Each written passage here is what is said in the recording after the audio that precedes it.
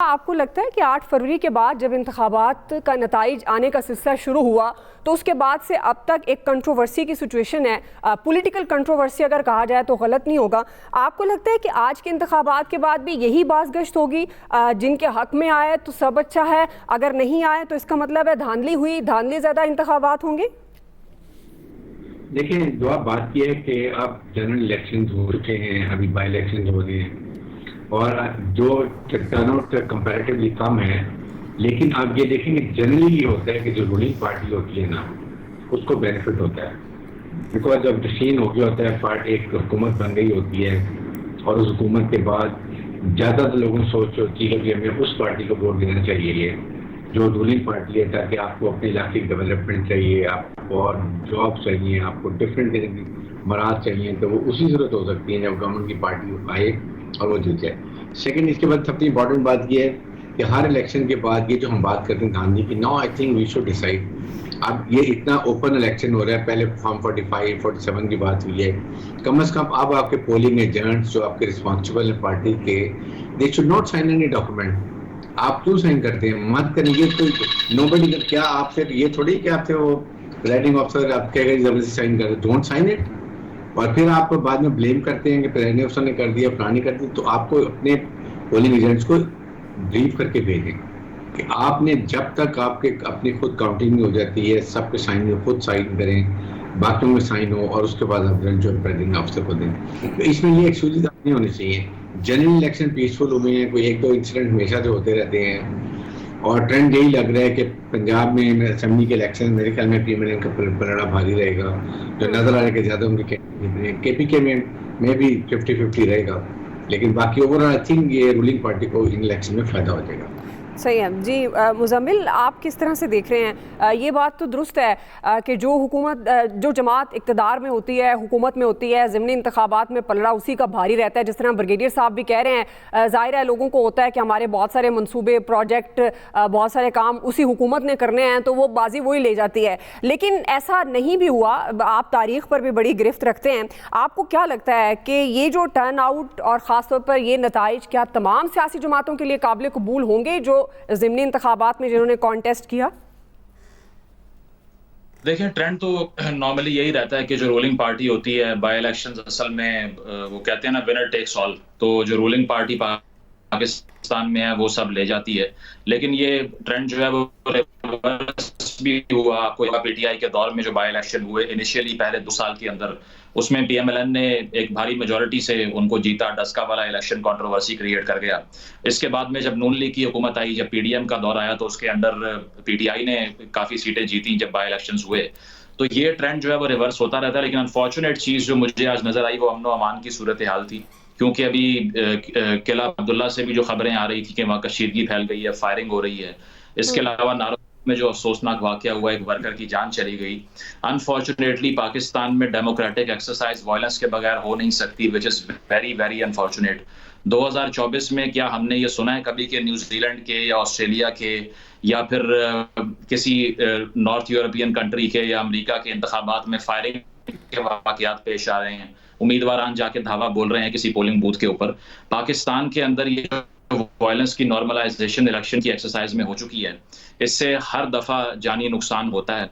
और 8 फरवरी के इंतखाबात में भी एक अंदाजे के मुताबिक जो प्री पोल और पोलिंग के बाद का वायलेंस था, 30 से 35 लोगों की जान गई।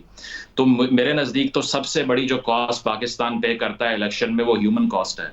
और मुझे नहीं मालूम कि इसको लिमिट करने के लिए कोई काम कोई करता क्यों नहीं है। आज भी आप देख लीजिए। तो आपको क्या लगता है क्यों काम नहीं करते इस पे?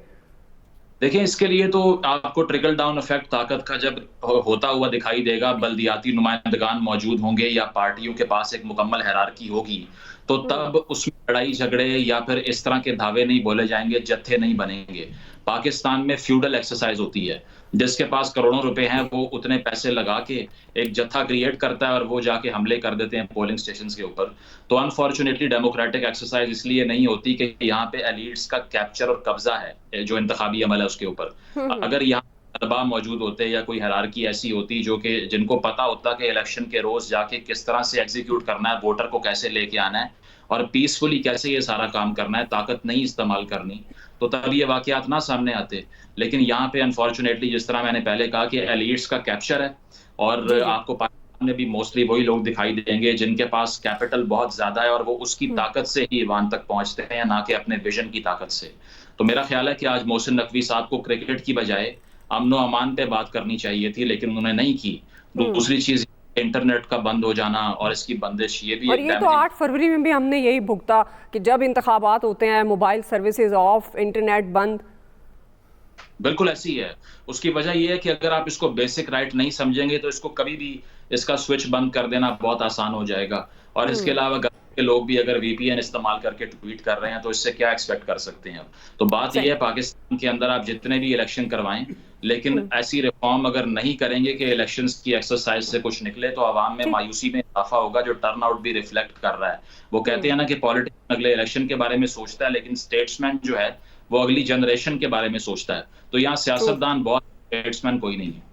सही सही, बिल्कुल। सलमान अभी साहब, जिस तरह मुजम्मिल बात करें है तो दुरुस्त बात, हम इलेक्शन रिफॉर्म्स की तरफ नहीं जाते, हमारे यहाँ तो पॉलिटिकल सिस्टम में रिफॉर्म्स की ज़रूरत है। अब ये सिक्योरिटी के इश्यूज़ ले लें, हर इलेक्शन, जितने भी इलेक्शन देखे गए हैं, और वाकई ये सफ़र तो ह्यूमन करता आया है और कर रहा है। अच्छा, वो कारकुनान की सूरत में हो सकता है, लेकिन ये एक अलमिया है कि इस पर कोई बात नहीं करता। आप किस तरह से आज के ज़िमनी इंतखाबात के हवाले से क्या तज्ज़िया करेंगे, और ख़ासतौर पर आपको क्या लगता है कि जो जिसकी हुकूमत है, मतलब वही उन्हीं की सीट ज़्यादा होंगी, या आपको लगता है कि ये बदल भी सकती है? देखिए, इन ज़िमनी इंतखाबात के नताइज की कोई अहमियत नहीं है।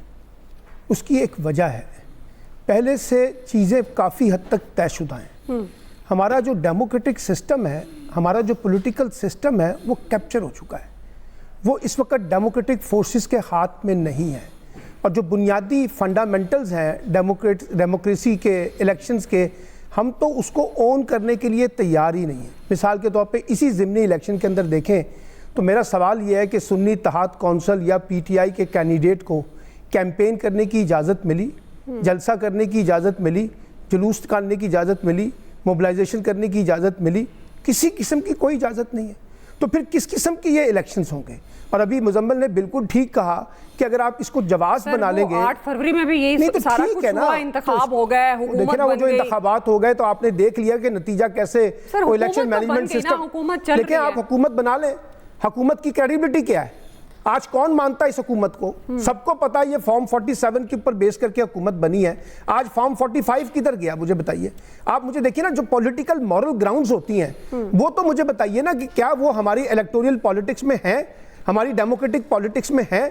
अगर हैं तो आप मुझे बताइए। कराची के अंदर जिस तरह से इंतखाबात हुए हैं, सबने नहीं देखा कि कराची के अंदर इलेक्शन किस तरह से हुआ है? एक हारी हुई जमात को किस तरह से 17 सीटें दी गई हैं।